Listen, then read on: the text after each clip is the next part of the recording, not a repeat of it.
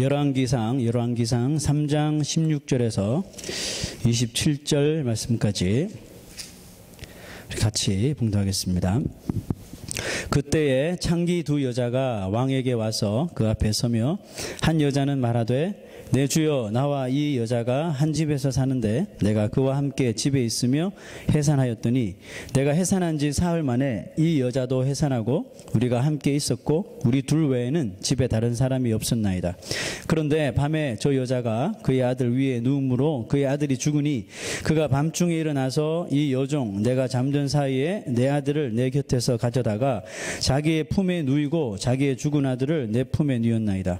아침에 내가 내 아들을 젖먹이려고 일어나 본즉 죽었기로 내가 아침에 자세히 보니 내가 낳은 아들이 아니더이다 하매 다른 여자는 이르되 아니라 산 것은 내 아들이요 죽은 것은 네 아들이라 하고 이 여자는 이르되 아니라 죽은 것이 네 아들이요 산 것이 내 아들이라 하며 왕 앞에서 그와 같이 쟁론하는지라. 왕이 이르되 이 여자는 말하기를 산 것은 내 아들이요 죽은 것은 네 아들이라고 하고 저 여자는 말하기를 아니라 죽은 것이 네 아들이요 산 것이 내 아들이라 하는도다 하고 또 이르되 칼을 내게로 가져오라 하니 칼을 왕 앞으로 가져온지라. 왕이 이르되 사나이를 둘로 나누어 반은 이 여자에게 주고 반은 저 여자에게 주라. 그 산 아들의 어머니 되는 여자가 그 아들을 위하여 마음이 불붙는 것 같아서 왕께 아뢰어 청하건대 내 주여 사나이를 그에게 주시고 아무쪼록 죽이지 마옵소서 하되 다른 여자는 말하기를 내 것도 되게 말고 네 것도 되게 말고 나누게 하라 하는지라. 왕이 대답하여 이르되 사나이를 저 여자에게 주고 결코 죽이지 말라. 저가 그의 어머니이니라 하매. 아멘. 오늘 목사님의 그 설교 글에 보니까 이런 재미있는 내용이 있더라고요. 간단하게 소개하면 이렇습니다. 나는 늘 고민하는 것이 한 가지 있습니다. 그것은 어머니와 아내 중 누가 더 나를 사랑할까? 네, 이게 고민이었던 것 같아요. 그러고 보니 참 의미 있는 생각인 것 같아서 저도 한번 생각해 봤습니다. 저도 어머니가 계시고 아내가 있는데 어머니와 아내 중 과연 이 두 여자는 중에 누가 나를 더 사랑할까? 저도 한번 생각해 보았어요. 잠시. 뭐 이런 질문을 제가 하면 아내에게 하면 아내가 금방 이렇게 저희 또 반문하겠죠. 그러면 당신은 어머니랑 나중에 누굴 더 사랑하는데 뭐 이렇게 물어보겠죠. 뭐 지금 답하기에는 시기가 적절하지 않은 것 같습니다. 그 목사님도 말하지 못하고 그냥 딜레마에 빠졌다가 한 가지 생각난 일이 있었대요. 그게 뭐냐 하면 어느 날 잠을 자고 있는데 교회 한 성도로부터 급한 전화가 걸려왔어요. 그것도 새벽 12시에. 퇴근했으니까 뭐 내일 오십시오 이렇게 할 수도 없고 목사라는 직업이 그렇잖아요. 네. 그래서 그 길로 그냥 달려갔대요. 달려갔더니 가보니 이제 남편하고 아내가 이게 전쟁을 벌인 겁니다. 한판 세게 붙은 거죠. 그래서 뭐 죽느니 사느니 막 한 거죠. 그래서 이렇게 말고 뜯어 말리다 보니까 시간이 3시가 됐대요. 새벽 3시가. 그래서 피곤한 몸을 이끌고 집으로 왔어요. 한국은 새벽 기도가 4시 정도 하잖아요. 네. 그래서 새벽 기도가 4시인데 3시에 들어왔으니 잠을 자야 되나 말아야 되나 고민하다가 한숨이 잤대요. 그런데 눈 금방 감은 것 같은데 옆에서 누가 푹 찌르대요. 그래서 일어나 보니까 아내는 뭐 계속 자고 있었으니까 저를 푹 찌르더니 빨리 시간이 되었습니다. 일어나시죠. 그러더래요.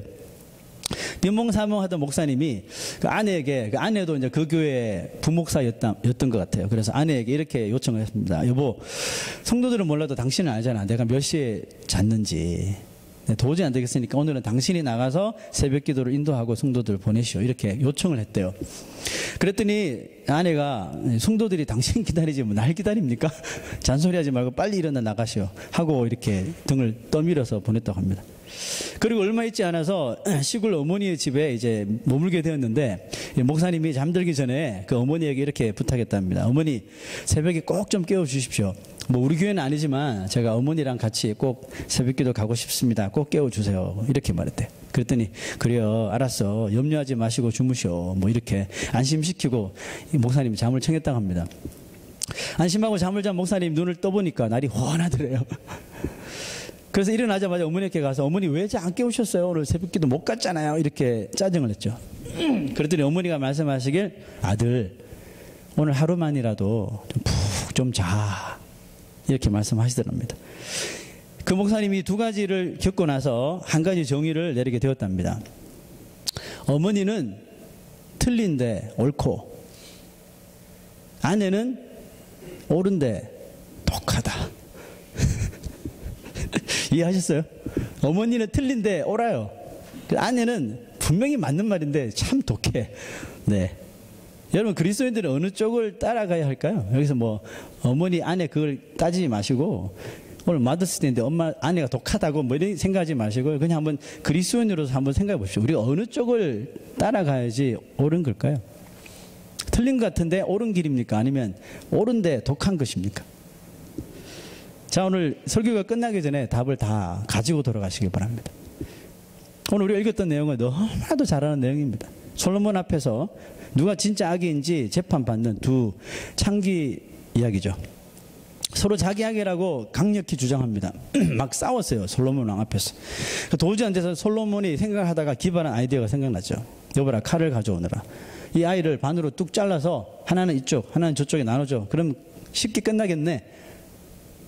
그때 소스라치며 놀란 진짜 아기의 엄마가 했던 말이 있습니다. 그게 뭐죠? 내 주여, 산 아이를 저 여자에게 주시고 아무쪼록 이 아이는 죽이지 마십시오. 이렇게 말했단 말이죠. 결국 그 엄마의 말은 뭡니까? 저 아이는 내 아이가 아닙니다. 이거 인정하는 거 아니에요? 그죠? 저 아이는 내 아이가 아니니까 저 진짜 엄마한테 주세요, 이거잖아요. 인정하는 거예요. 여기서 아기의 진짜 엄마는 그 솔로몬 왕 앞에서 거짓말했습니다. 집사님, 거짓말이 옳은 겁니까? 틀린 겁니까? 빨리 대답하세요. 옳은 게 아니죠? 틀린 것입니다. 거짓말은 옳지 않은 것입니다. 하지만 솔로몬은 그 순간 거짓말을 할 수 있는 용기가 있는 엄마가 진짜 엄마일 거라는 이런 확신을 가지고 그 판결을 내린 겁니다. 여러분, 자녀에 대한 어머니의 마음, 이런 거 아닐까요? 어머니는 일부러 틀립니다. 아니, 각오를 하고 작정을 하고 틀려줘요, 자녀한테. 아, 옆에서 보면 그게 아닌데, 그렇게 하면 잃는 게 더 많을 텐데, 하지만 그냥 틀려주는 거예요. 이런 이야기 있죠. 생선 한 마리를 가지고 와서 몸통은, 살 많은 몸통은 아들, 남편 다 이렇게 발라주고, 엄마는 뭐 먹어요? 머리, 살도 없는 머리를 이렇게 막 먹는 신용만 하는 거죠. 그게 무슨 뭐가 있습니까? 아이들이 왜 엄마는 머리만 먹어? 그랬더니 나는 머리가 제일 맛있어. 거짓말이죠. 머리가 제일 맛있어. 철없는 아이가 엄마를 위해 생선 대가리만 잔뜩 갖다 주었다는 그 이야기가 있죠. 이렇게 어머니는 일부러 틀려주는 거예요. 일부러 거짓말을 해줍니다. 근데 여러분, 이 세상에 어떤 사람이 이런 어머니의 모습을 보고 옳지 않소라고 말하는 사람이 있나요? 없잖아요. 왜죠? 우리는 그런 모습을 보고 엄마의 사랑이다라고 말하는 것입니다. 틀린데 분명히 옳지 않은데 그게 옳아요. 그게 엄마의 사랑이죠. 솔로몬도 어머니의 사랑이 진짜와 가짜를 분명히 구분하게 될 것이라고 확신한 거죠. 진짜 부모라면, 진짜 엄마라면 사랑이 드러날 거야 하고 한 겁니다. 어떻게 보면 솔로몬이 좀 모험을 했다고 생각해요. 왜요? 이 두 여자는 학식이 있고 뭐 배운 여자들이 아니에요. 몸 파는 여자들입니다. 그죠? 어떻게 보면 자녀도 많이 이미 이전에 뭐 낳을 수도 있고 뭐 낙태할 수도 있고 죽일 수도 있고 했을지도 몰라요. 그런 비천한 여인들한테 모험을 건 거예요. 진짜 엄마라면 분명히 용기 있는 거짓말 할 것이다 하고 한 거예요. 그 솔로몬이 옳았던 거죠. 여러분, 어머니는 결국 자신이 옳다는 것을 보여주려고 틀려주는 것이 아니에요.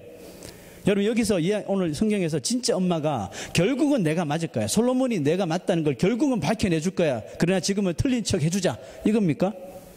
여러분, 지금 상황이 그런 상황이 아니에요. 시퍼런 칼날이 지금 자기 아이를 자르니 마느니 그런 상황인데 지금 뭐 그런 거 생각할 국리가 시간이 어디 있어요? 그냥 내 마음에 있는 게 갑자기 튀어난 거예요. 그죠? 자녀를 사랑하니까 그런 행동 누가 시키지도 않았는데 뭐 아이디어 생각하지도 않았고 플랜 짜지도 않았어요. 그냥 터져 나온 것이에요. 이와 같은 어머니의 모습을 우리는 사랑이라고도 말하지만 또한 희생이라고 합니다. sacrifice. 그죠? 희생이라고 부릅니다. 진짜 엄마는 솔로몬의 그 판결을 듣고 그 아들을 위하여 어땠다 그랬어요. 성경 말씀 보니까 그 마음이 불 붙는 것 같다 그랬어요. 그 마음에 불이 붙으니까 뭐 따지고 뭐고 자식할 거 없는 거 뭐해, 일단 살리고 봐야 되잖아요. 그 마음이 불 붙는 것 같은. 자기가 가지게 되면 가지는 것이고 못 가지면 뭐 둘 다 못 가지는 거고. 여러분, 이게 가짜 엄마의 마음이에요. 보세요. 가짜 엄마가 그렇게 이야기했죠. 내 것도 되게 하지 말고 저 여자 것도 되게 하지 말고 공평하게 나누게 하는지라. 이 뭐 물건입니까, 나누게? 깐난 아기를 반으로 잘라서 나누게. 그게 엄마의 할 이야기입니까, 그게? 아무리 나무 자식이라도 못하는 거죠. 이게 가짜 엄마의 모습이에요. 그 마음은 마귀가 주는 마음입니다. 마음에 불이 없어요. 그래서 손해보려고 하지 않아요. 자, 얼마나 무섭습니까? 손해 안 보려고 그래요. 그냥 그 아기 그냥 주면 안 돼요? 자기 아기도 아닌데. 그걸 그냥 반 잘라라 그런 거죠. 얼마나 악합니까?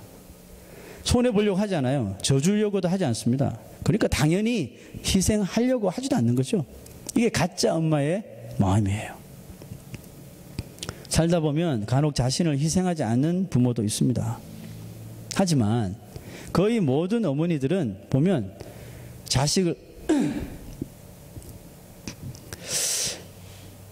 자신을 다 희생하는 것 같아요.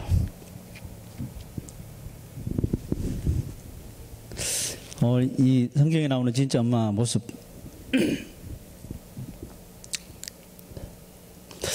눈에 넣어도 아플 것 같지 않은 참 그 어린 자녀를 눈앞에서 빼앗게 하는 그 순간이잖아요.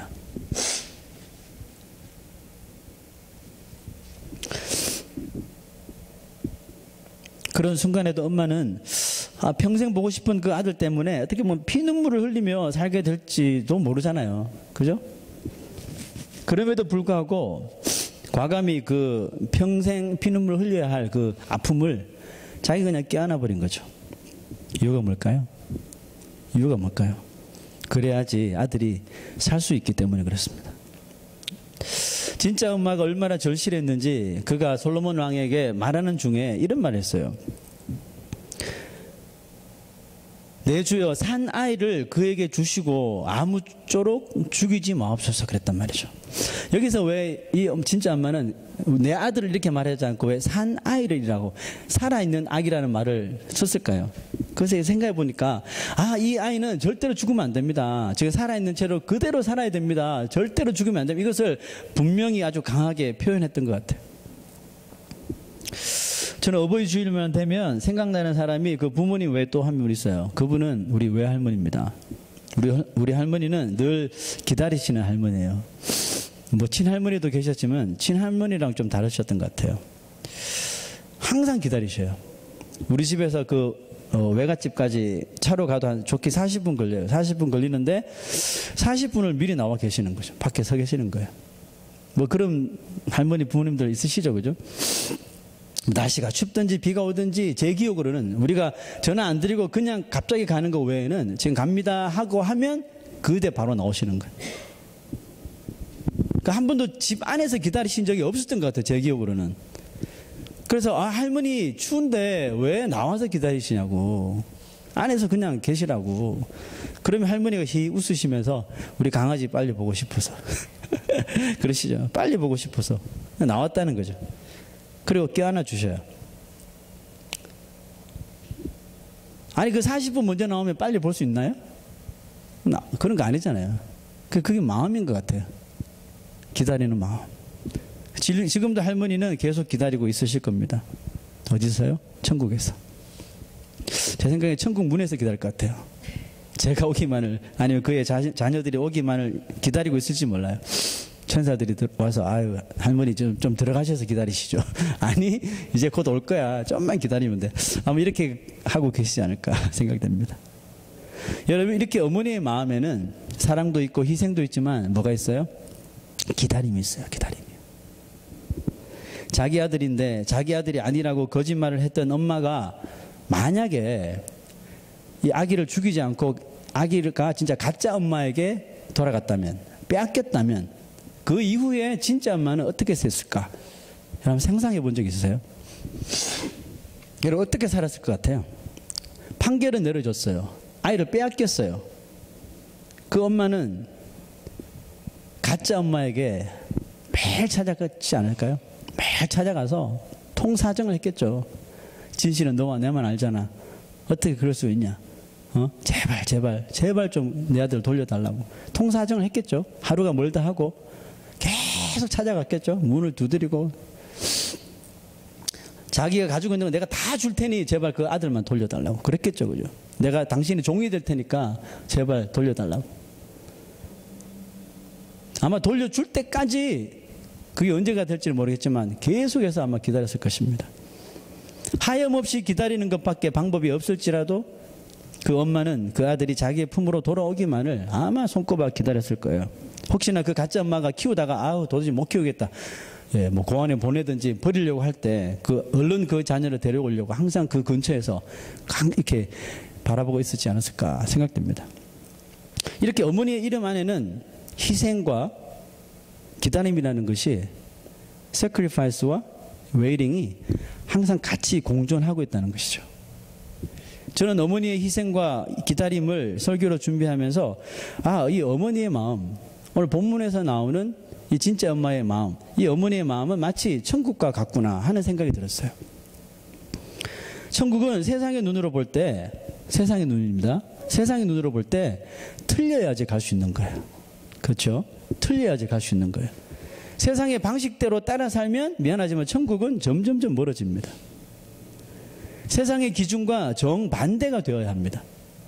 세상은 편하고 넓은 길을 택해야지 호의호식하고 잘 살 수 있다. 그렇게 교육하잖아요. 하지만 천국은 뭐예요? 아까 찬양 불렀죠. 어떤 문이요? 좁은 문. 어떤 길이요? 좁은 길. 끝까지 참고 기다리는 자가 들어갈 수 있는 것입니다. 그러므로 제가 단언하건대 이 세상에서 천국을 소유한 사람은 절대로 세상을 헛되이 살지 않습니다. 살 수 없어요. 좁은 문, 좁은 길은 내가 하고 싶은 대로 다 하면서 들어갈 수 있는 길이 아니거든요. 왜 주님께서 비교를 해놨을까요? 세상의 길은 넓고 편한 길, 천국 가는 길은 좁고 좁은 문. 왜 이것을 비교했을까? 이유가 있다고 생각하지 않으세요? 내가 이 세상 살면서 누리고 싶은 거 다 누리고 하고 싶은 거 다 하면서 갈 수 없는 길이 여러분 좁은 문, 좁은 길이라는 거예요. 괜히 좁은 문, 좁은 길이겠습니까? 천국을 너무 쉽게 생각하는 사람이 꽤 많은 것 같아요. 여러분, 교회가 좁은 문입니까? 교회 가는 길이 좁은 길입니까? 물론 북한의 지하나 뭐 중국 지하교회, 가정교회, 땅 파서 드리는 그 교회 가는 게 자기 천국 갈 수 있는 정말 길이 죽으면 천국 가잖아요. 그런 길이 될 수 있는 그곳에는 교회가 좁은 길, 좁은 문이 될 수 있어요. 하지만 한국이나 여기 미국에 있는 교회들 목숨 걸고 오는 사람 있습니까? 여기 없잖아요. 좁은 문, 좁은 길 아니에요. 여러분, 무엇이 좁은 문입니까? 예수 그리스도의 보혈의 피를 믿고 살아가는 것이 여러분 좁은 문입니다. 그게 좁은 길이죠. 그리스도의 보혈의 피를 믿고 의지하며 살아갈 때 그 사람은 어떻게 하면 조금이라도 세상의 때, 세상에 더러운 것들이 내 안에 들어오지 못하도록 막아냈습니다. 그리스도의 보혈의 피를 더럽히지 않으려고 세상 것들을 자르고 정리한단 말이죠. 여러분, 이런 일들이 내 의지로 되는 것이 아닙니다. 내가 하는 것이 아니에요. 예수 그리스도를 나의 구주로 영접할 때 내 안에 계신 성령께서 예수 그리스도의 보혈의 능력으로 통해서 그렇게 만드는 것이에요. 이것을 보고 그리스도의 십자가의 보혈의 능력이라고 말하는 것입니다. 천국을 소유한 사람은 이런 십자가, 이 그리스도 보혈의 능력을 믿고 그 보혈의 피를 영원토록 사랑하는 사람입니다.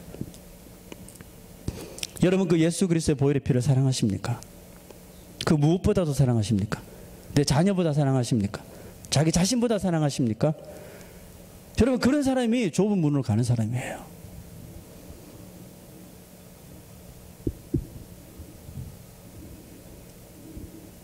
교회 다니면서요, 천국 간다는 것에 전혀 의심하지 않는 사람이 세상 사람들과 똑같이 산다면 정말 저는 말해주고 싶어요. 그 길은 좁은 길이 아니라고요. 당신은 좁은 문으로 가고 있지 않다고 말해주고 싶어요. 그리스도의 보혈의 능력은 우리를 가만히 안 놔두신다니까요. 어떻게 해서든 그 세상 것을 끊게 만들어요. 좁은 문이래요. 나 혼자만 겨우 그냥 발가벗고 들어가야 하는 문이에요. 그런데 뭘 이렇게 싸들고 짊어지고 갈 수 있다고 생각하세요? 못 가는 겁니다. 그런데 그리스도의 보혈의 능력이 그걸 다 벗게 해주신다니까요. 바울 보세요. 엄청난 학력을 가졌지만 그거 다 배설물로 여겼단 말이에요. 그래야지 가는 게 좁은 문입니다. 여러분 자기 자신을 좀 가만히 곰곰하게 생각했어요. 내가 천국 가는 거 지금 갈 텐데 한번 좀 의심해 본 적 없어요? 나는 정말 갈 수 있을까? 나는 정말 천국 시민일까? 한번 의심해 본 적 없었어요? 저는 해요. 목사인데도 합니다. 나는 과연 천국 시민일까?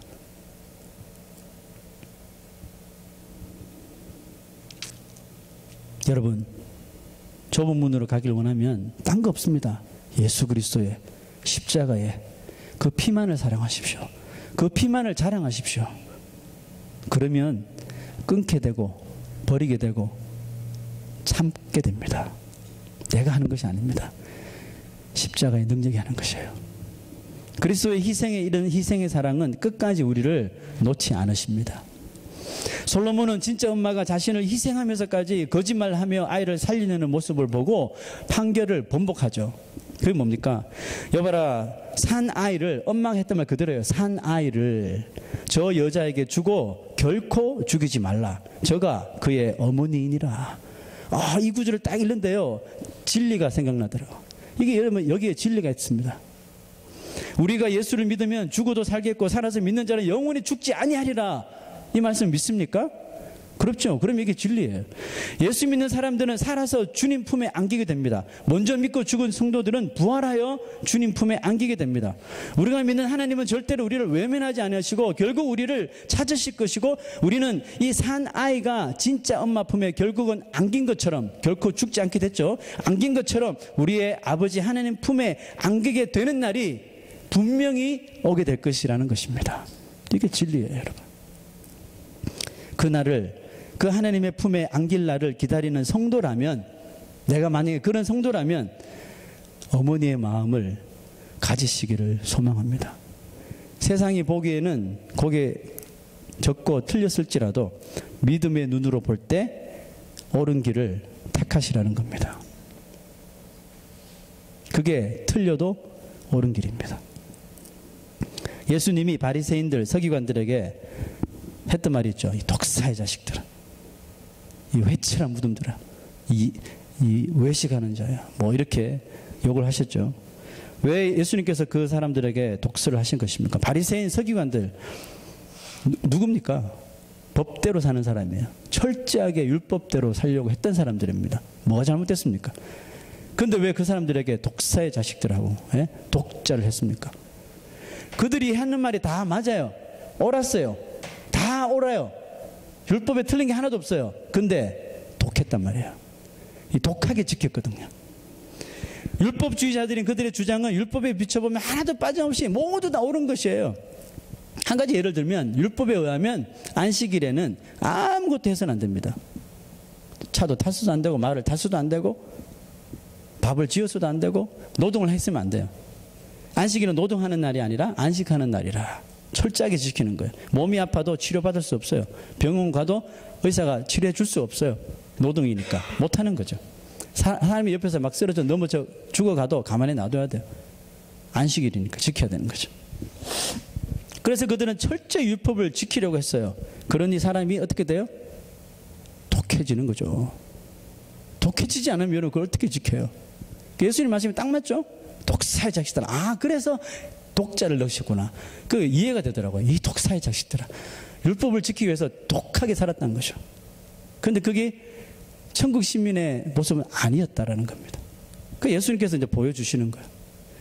예수님은 일부러 그러시지는 않으셨겠지만 그들이 눈앞에서 안식일에 환자들을 치료해 주셨어요.